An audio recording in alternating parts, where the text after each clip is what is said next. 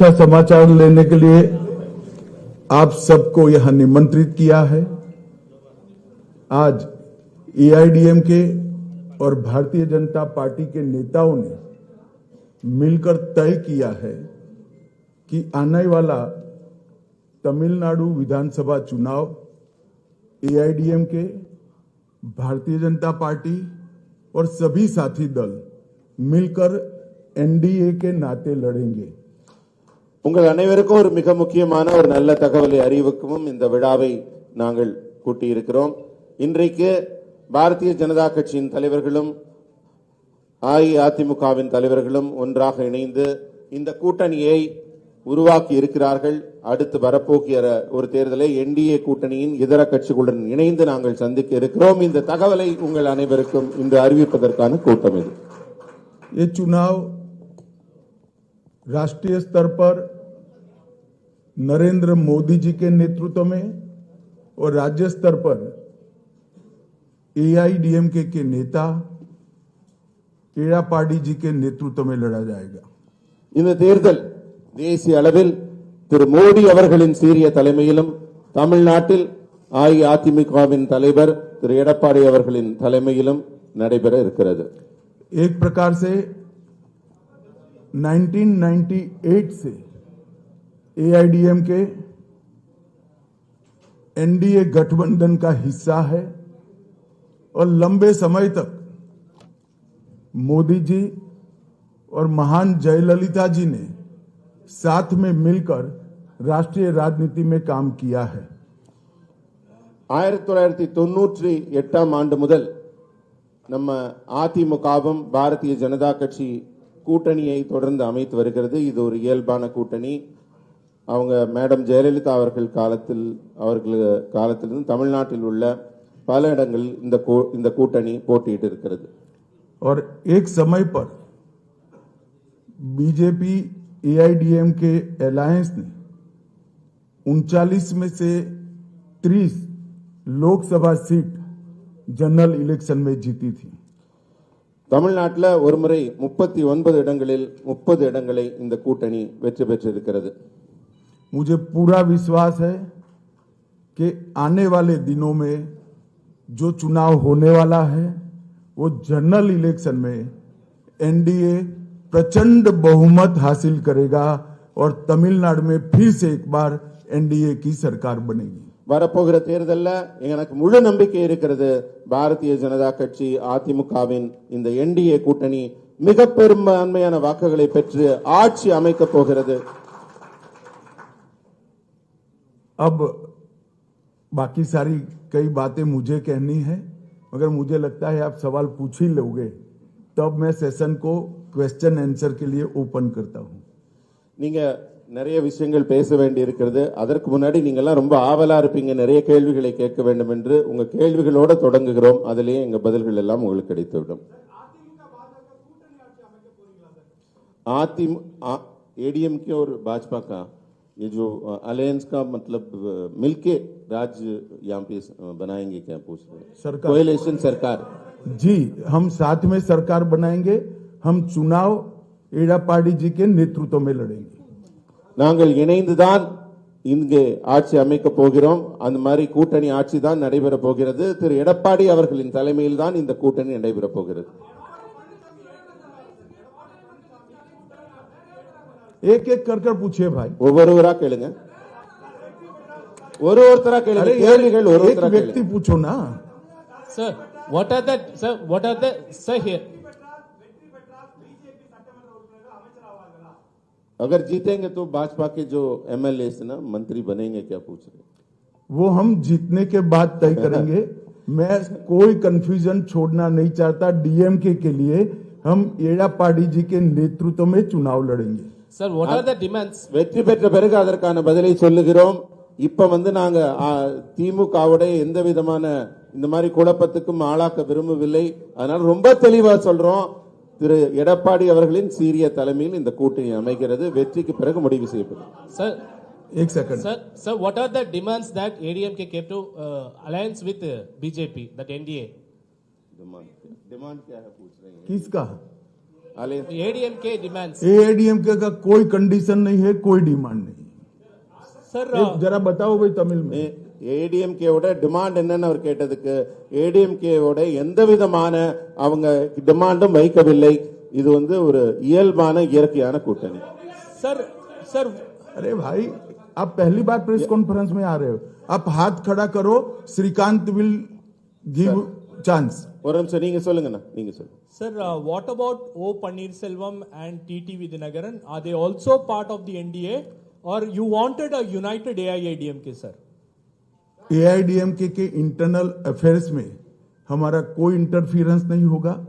जहां तक एनडीए के साथी दलों का सवाल है, एआईडीएमके और बीजेपी का तमिलनाडु यूनिट बैठकर तय करेगा। அதிமுகவின் தனிப்பட்ட அவங்க கட்சி விடயங்களில் நாங்கள் தலையிட போவதில்லை.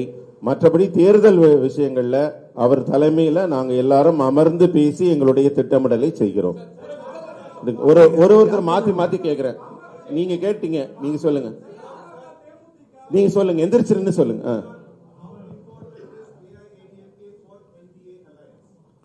हाउ देखिए, एआईडीएमके का एनडीए में आना एनडीए के लिए बहुत उपयोगी है और एआईडीएमके का एनडीए में आना एआईडीएमके के लिए भी बहुत उपयोगी है।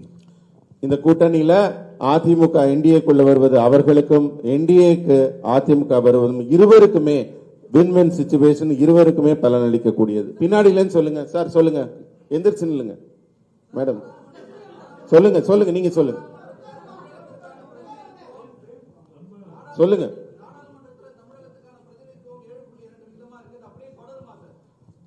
நீங்க கூட்டணியில இருந்து இப்ப வேற ஒரு விடயம் போறீங்க, டீலிமிட்டேஷன் போறீங்க, கூட்டணி பத்தி கொள்கைகள் முடிங்க. அண்ணா, இரண்டு முக்கியமான தலைவர்கள் இருக்கிறாங்க, உள்துறை அமைச்சர் இருக்கிறாங்க, எதிர்க்கட்சி தலைவர் ஐயா இருக்கிறாங்க. தயவு செஞ்சு கேள்வி கேட்கறவங்க எந்திரிச்சு நின்று கை தூக்குங்க. ஏன்னா எல்லாரும் மரியாதை கொடுத்து உங்களுக்கு ஒரு தடவை வந்திருக்கிறாங்க. ஒருத்தர் உட்காருங்கண்ணா, ஒருத்தரை எந்திரிச்சு நில்லுங்க, அவங்க போடுவாங்க, பேசாதீங்க. எந்திரிச்சு एक मिनट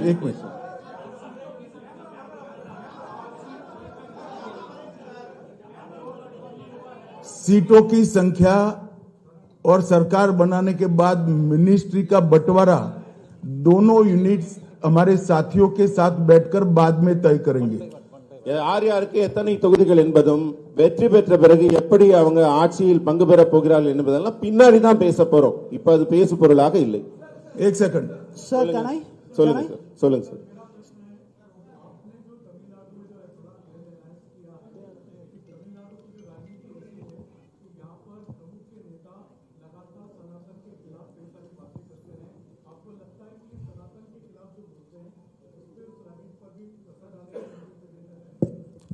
देखिए, अच्छा किया आपने सवाल पूछ लिया। तमिलनाडु के अंदर डीएमके पार्टी सनातन धर्म, 3 लैंग्वेज पॉलिसी और कई ऐसे मुद्दे उठा रही है। उसका एकमात्र उद्देश्य मूल मुद्दों से ध्यान हटाना है। அதாவது திமுக சர்க்கார் வந்து தமிழ்நாட்டில் சில முக்கியமான பிரச்சனைகளை தொடர்ந்து எழுப்பிக் கொண்டிருக்கிறார். அது சனாதனமாக இருக்கட்டும், மும்மொழி ஆகட்டும், டீலிமிட்டேஷன், இது போன்ற பல பிரச்சனைகளை எழுப்பிக் கொண்டிருக்கிறார். அது என்னன்னா, அவர்களுக்கு இருக்கிற ஆட்சியில் இருக்கிற முக்கியமான பிரச்சனைகள், ஊழல், மோசடி போன்ற பிரச்சனைகளில் இருந்து மக்களை திசை திருப்புவதற்காக இது போன்ற பிரச்சனைகளை எழுப்புகிறார்கள். சார், தமிழ்நாட்டில் एक सेकंड भाई, मेरी बात तो समाप्त होने दो। ऐसे करोगे आप? அந்த கேள்விக்கு இன்னும் पहली बार प्रेस कॉन्फ्रेंस में आए हो क्या? Let me answer.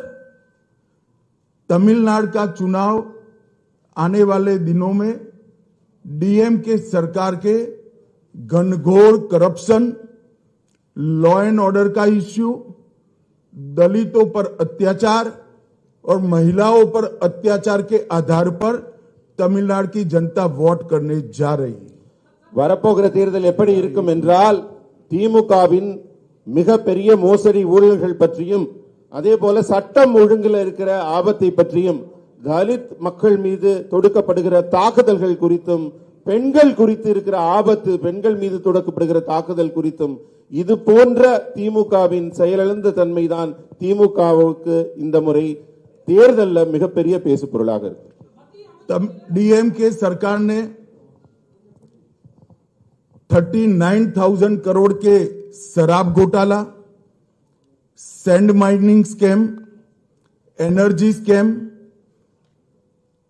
EL cot scam, transport का scam, money laundering scam, nutrition kit scam, free dhoti scam, cash for job, red sand smuggling और मनरेगा स्कैम.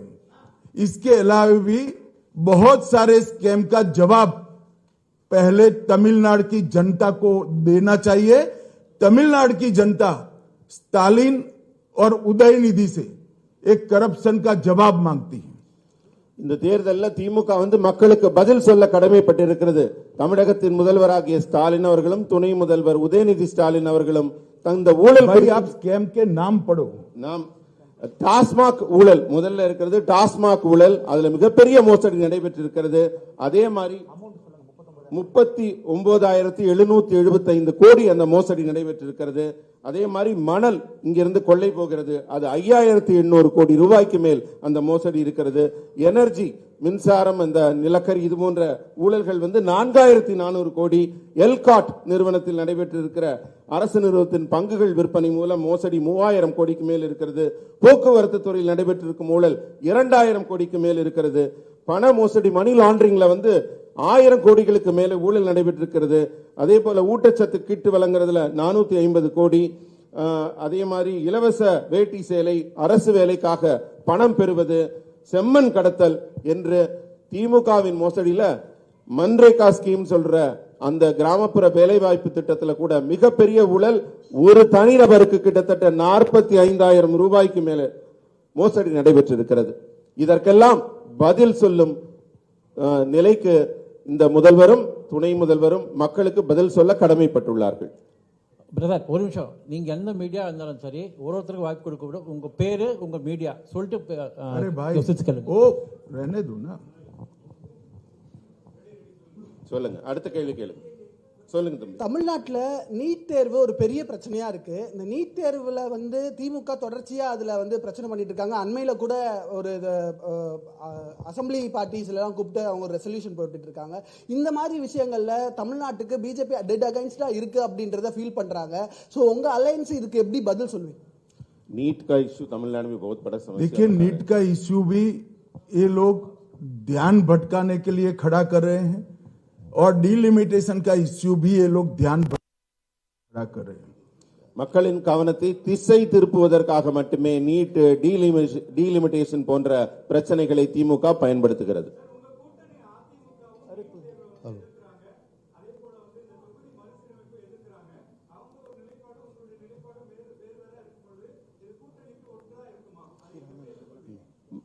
एआईडीएमके का जो स्टैंड है इन दोनों मुद्दों पर अलग है, उनका हटके है, मगर आपका डिफरेंट है. हम बैठकर चर्चा करेंगे और जरूरत पड़ेगी तो there will be a common minimum programme.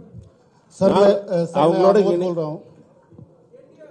नहीं आप ट्रांसलेशन तो करो, क्यों ऐसा कर रहे हो? ஒரு அதிமுகவுடன் நாங்கள் அமர்ந்து பேச்சுவார்த்தை நடத்தி இருவருக்கும் பொதுவான ஒரு கருத்து ஒத்துசைவு ஏற்படும்.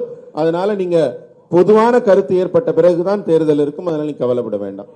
सर मैं आमोद बोल सर आमोद காமன் நாங்க ஒரு லிஸ்ட், ஒரு common minimum program, common consensus உருவாக்கப்படும் ரெண்டு கட்சிக்கும் இடையில. அடுத்து நாங்க பதில் சொன்ன பிறகு கேள்வி கேளுங்க. Wait for us to complete please. Shrikant ji आप जवाब लिखो मेरा, ऐसे नहीं होता है. नहीं पूरा नहीं நீங்க बीच में बोलने लग गए तो न मत सुनो. நான் கேள்வி பதில் சொல்லி முடிச்ச பிறகு கேள்வி கேளுங்க. பதில முழுமையா வாங்குங்க. then you ask question. you should take the reply properly. Sir मैं आमोद मैंने नीट के बारे में ही कहा, शायद आपने सुना नहीं. நீங்க சொல்லுங்க सर मैं ट्रांसलेशन तो कर. நான் நீட்டை பத்தி தான் உங்களுக்கு சொன்னேன். திரும்ப நீங்க அதுக்கு அதே கேள்வி கேட்கறீங்க. அதுக்கான பதில் சொல்லி ஆகிவிட்டது. பொதுவான கருத்து ஒத்துசைவு வந்த பிறகுதான் நடக்கும். सर मैं आमोद बोल रहा हूं. आपने एक विषय कहा कि तमिलनाडु में करप्शन बड़ा इशू है, लेकिन उसको काउंटर करने के लिए बार बार भाषाई और डिलिमिटेशन का विषय लाया जा रहा है. कैसे काउंटर करेंगे? हम जो जनता के असली मुद्दे हैं उसको लेकर जनता के बीच में जाएंगे और मैं मानता हूं कि तमिलनाडु की जनता असली मुद्दों को जानती है और डीएमके से जवाब भी चाहती है. நான் தமிழ்நாடு மக்களை சந்திக்கும் போது தமிழ்நாடு மக்களின் உண்மையான பிரச்சனைகளை அவங்க எந்த துன்பத்தில் இருக்காங்களோ அதை எடுத்துட்டு போவோம். மக்களுக்கும் மிக நன்றாக தெரியும் அவங்க பிரச்சனை என்னவென்று. அதனால மக்கள் பிரச்சனைகளை இந்த தேர்தலில் முன்னிறுத்துவோம்.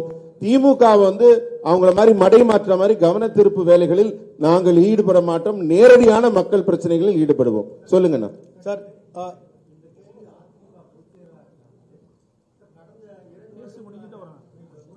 முடிச்சோன்னு வாங்க. சார் சார் சார் சார் எந்திரிச்சு சொல்லுங்க சொல்லுங்க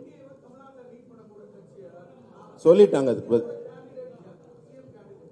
அது தேர்தலுக்கு பிறகு வெற்றிக்கு பிறகு பதில் சொல்லுங்க. मैंने स्पष्टता से कहा कि श्री एड़ापाडी के नेतृत्व में हम चुनाव लड़ेंगे. நான் மிகவும் தெளிவாக சொல்லிவிட்டேன். திரு எடப்பாடி அவர்களின் சீரிய தலைமையில் தான் இந்த கூட்டணி இருக்கும். மற்றதெல்லாம் தேர்தலுக்கு பிறகு. सवाल पूछे. தயவு செஞ்சு புரிஞ்சுக்கங்க, உள்துறை அமைச்சர் அவர்களோ முன்னாள் முதலமைச்சர் இன்றைய எதிர்க்கட்சி தலைவர் அவர்களும் பொறுமையா உங்களுக்கு பதில் சொல்லிட்டு இருக்காங்க. ஒருத்தர் ஒரு கேள்வி முடிச்சதுக்கு அப்புறம் திரும்ப கேட்காதீங்க. 1 person 1 question. ஒரே நிமிஷங்கண்ணா. NDTV சாம் டேனியல் அவங்க இருக்காங்க, முதல்ல இருந்து நின்று இருக்கீங்க, கொஞ்சம் எந்திரிச்சு நில்லுங்கண்ணா. கேளுங்க. अमीषा जी इधर से सर गृहमंत्री जी रविंद्र हूं. एक सवाल डीएमके और दूसरे जो आपके विरोधी ये भी कह रहे हैं कि चुनाव से पहले एडीएमके के साथ आपका हुआ गठबंधन हुआ है, ये कितना अस्थायी होगा, इस पर संशय उठा रहे हैं वो लोग. देर इसीलिए लगी है कि गठबंधन अब परमानेंट रहने वाला है, इसमें कभी कोई दिक्कत नहीं आएगी. இங்க கூட்டணியில ஏன் தாமதம்ங்கறீங்க? கூட்டணி மிக உறுதியான கூட்டணியாக அமைந்திருக்கிறது. இதில் எந்தவித மாறுபாடும் குழப்பமும் ஏதும் இருக்காது. உறுதியான கூட்டணியாக தேர்தலை நாங்கள் சந்திப்போம்.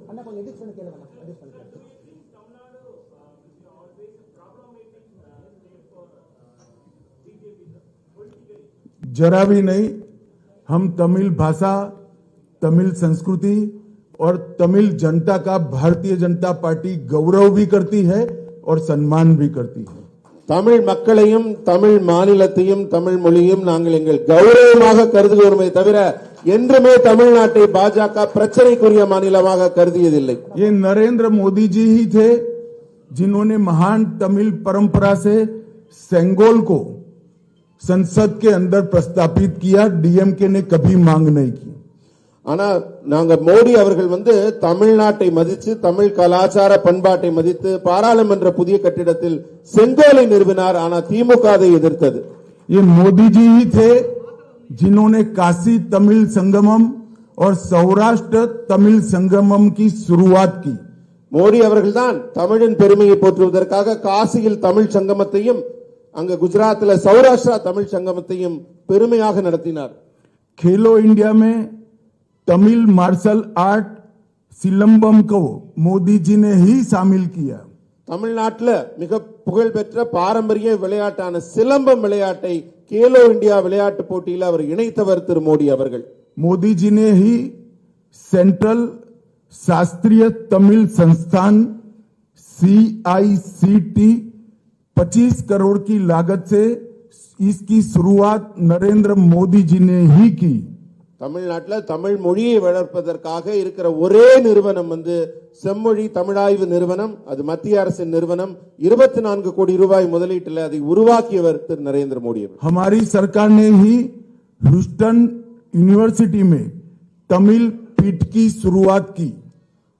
ஹூஸ்டன்ல இருக்கிற பல்கலைக்கழகத்தில் தமிழ் இலக்கியத்திற்கான ஆராய்ச்சி இருக்கை உருவாக்கப்பட்டுள்ளது. तिरुकुरल का अनेक भाषाओं में अनुवाद भारत सरकार करा रही है. उसमें से 63 लैंग्वेज में इसका ट्रांसलेशन पूरा हो चुका है. திருக்குறளை உலகின் பல்வேறு நாட்டு மொழிகளிலும் நாங்கள் மொழிபெயர்த்துக் கொண்டிருக்கிறோம். அதுல 63 மொழிகளில் ஏற்கனவே திருக்குறள் மொழிபெயர்க்கப்பட்டிருக்கிறது உலகம். और मोदी जी ने ही महान तमिल कवि सुब्रमण्यम भारती की संपूर्ण रचना संग्रह का विमोचन किया है. நம்ம புகழ்பெற்ற தமிழ் கவிஞர் சுப்பிரமணிய பாரதி அவர்களின் ஒட்டுமொத்த படைப்பும் அவருடைய அத்தனை படைப்பையும் புத்தகங்களாக நூல்களாக வெளியிட்டிருப்பவர் திரு மோடி அவர்கள். IAS और IPS की ऑल इंडिया सर्विस की एग्जाम तमिलनाडु के युवा नरेंद्र मोदी जी के प्रधानमंत्री बनने के बाद ही तमिल लैंग्वेज में ये एग्जाम दे सकते हैं। डीएमके की सरकारें जब भी थी केंद्र में, उन्होंने इसकी शुरुआत नहीं करी। இன்றைக்கு பொது தேர்வுகள் எழுதுகிறாங்க, ஐஏஎஸ் ஐபிஎஸ் போன்ற தேர்வுகள் எல்லாம் இன்றைக்கு தமிழ் இளைஞர்கள் தமிழில் எழுத முடிகிறது. ஆனா மத்தியில திமுக ஆட்சியில் இருந்த போது இந்த தமிழில் எழுதக்கூடிய இந்த நிலை கிடைக்கவில்லை, இருக்கவில்லை. मोदी जी ने ही सीएपीएफ के पेपर्स तमिल भाषा में उपलब्ध कराने का काम किया। इसके पहले सिर्फ अंग्रेजी और हिंदी में ही पेपर्स दिए जाते थे। மத்திய ஆயுத காவல் படைக்கான தேர்வுகளிலும் இதே நிலைதான் இருக்கிறது. இப்ப தமிழ்லையும் இந்திய மொழிகள் பல மொழிகளில் எழுத முடியுது. ஆனா இதற்கு முன்பு திமுக இருந்த கூட்டணி ஆட்சியில் இருந்தபோது வெறும் இந்தி மற்றும் ஆங்கிலத்தில் மட்டும்தான் எழுதும் நிலை இருந்தது. और जहां जहां भारतीय जनता पार्टी की एनडीए की सरकारें हैं, वहां मेडिकल और इंजीनियरिंग के कोर्स का लोकल लैंग्वेजेस में ट्रांसलेशन हो चुका है, पढ़ाई की व्यवस्था की है। मैं 3 साल से मांग कर रहा हूं, स्टालिन जी मेडिकल और इंजीनियरिंग की पढ़ाई तमिल में नहीं कराते हैं। எங்கெல்லாம் என்டிஏ ஆட்சி நடக்கிறதோ அங்கெல்லாம் மெடிக்கல் மற்றும் இன்ஜினியரிங் படிப்பிற்கான பாட புத்தகங்கள் அந்த பிராந்திய மொழியில் அவங்க தாய் மொழியில மொழிபெயர்க்கப்பட்டு அவங்க எல்லாம் படிக்கிறாங்க, உயர்கல்வி படிக்கிறாங்க.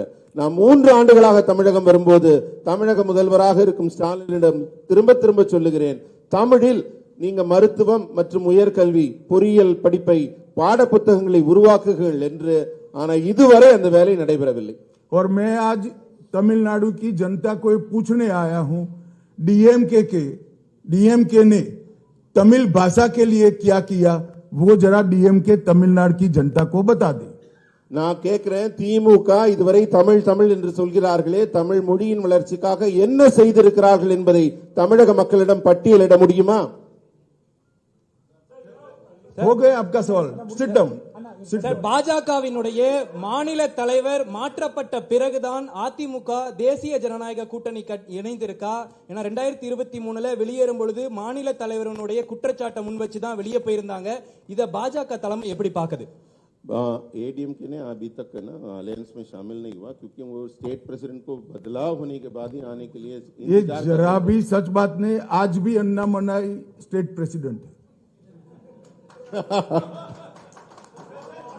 அதாவது இது கொஞ்சம் கூட உண்மை இல்லை.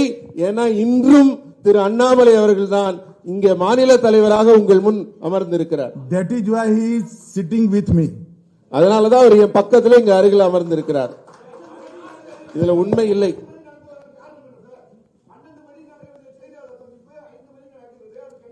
बारह बजे होने वाला जो प्रेस मीट अभी 5 बजे तक इसलिए डिले हुआ।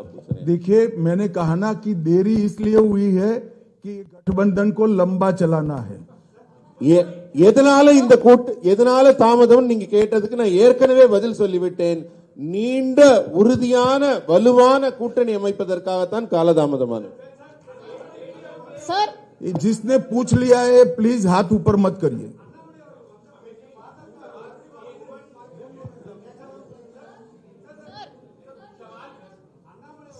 भाई आप किसी को बताओ ना, कौन पूछेगा? நீங்க சொல்லுங்கம்மா, லேடி பின்னாடி இல்லன்னு சொல்லுங்க. இருங்க ஒரு நிமிஷம் தம்பி வேல்முருகன், நீங்க நிறைய கேட்டீங்க. நீங்க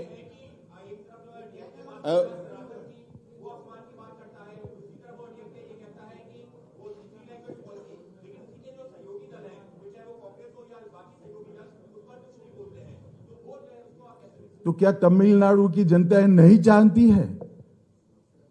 कांग्रेस क्यों चुप है? डीएमके के ऐसे मुद्दे के साथ देश में और कोई पार्टी नहीं। அதாவது தமிழக மக்கள் என்ன ஏதும் அறியாதவர்களா? அவர்களுக்கு ஒன்றும் தெரியாமல் இருக்கிறார்களா?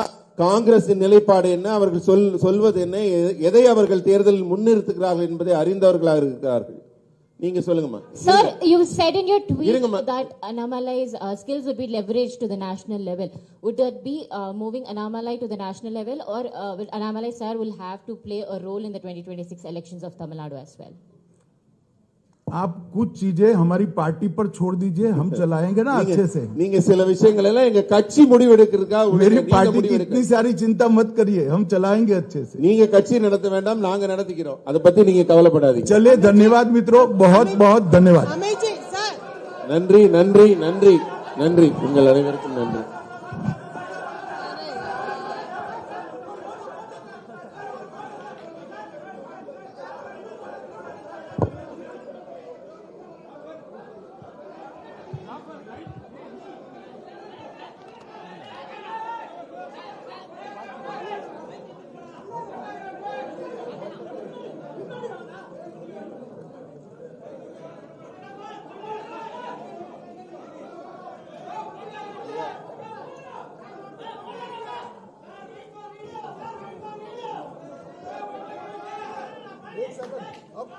நீங்க போட்டோ எடுக்கிறவங்க உட்காருங்க, பின்னாடி வீடியோ கேமராக்கு வழி விடுங்க.